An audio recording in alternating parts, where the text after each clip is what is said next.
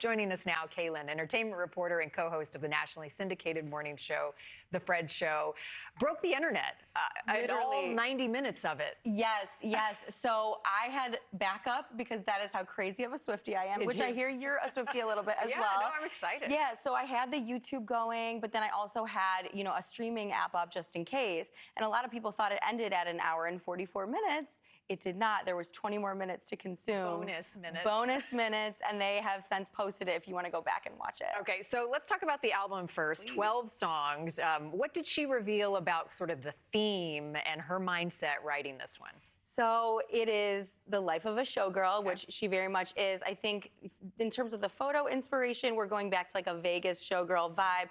But what she's saying is, now I'm accepting that I've gotten this big, and this Eras tour was very exciting, but this is, when I come off the stage, this is what's happening in my life, a la her boyfriend, a la being happy, which you can tell from her last album, she was going through it a little bit. So I think this is gonna be a really fun album. And I think you could see that, watching them for that long. We've never seen them interact like this in this way for that long of a period. They're kind of gazing at each other. Like, what did you pick up on the flirty vibes? Oh, the eyes never lie. And there were people, not me, who said, hey, this is a fake relationship. And I said, okay, I don't think you could fake looking at someone like that. It was adorable. Just to hear their day-to-day life, like her making sourdough, I think she talked about for 20 minutes. Yeah. Like that's what she does now that she's not on tour. I love that. I make sourdough too, so I'll have to tune in for part of that. Okay. She talked about personal stuff. She talked about the masters list and buying back her songs. Yeah. What other things did she reveal about just the last year and what she's gone through? Yeah, so the whole thing, I would say, with the masters and the re-recording was big because we haven't gotten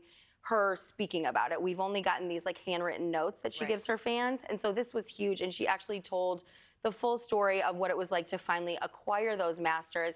And my favorite part of that was she said, instead of sending my lawyer, my agent, whatever, I sent my mom and my brother to negotiate that deal because those two watched her write those songs in her bedroom that she's trying to buy back when she was a little girl. And that was the most powerful takeaway that I got from that part. They knew how much it meant to her. It was personal. Yeah. She also talked about the exhaustion on tour. I mean, you see her on stage and she leaves everything out there, but it's got to take a toll. What'd she say about that?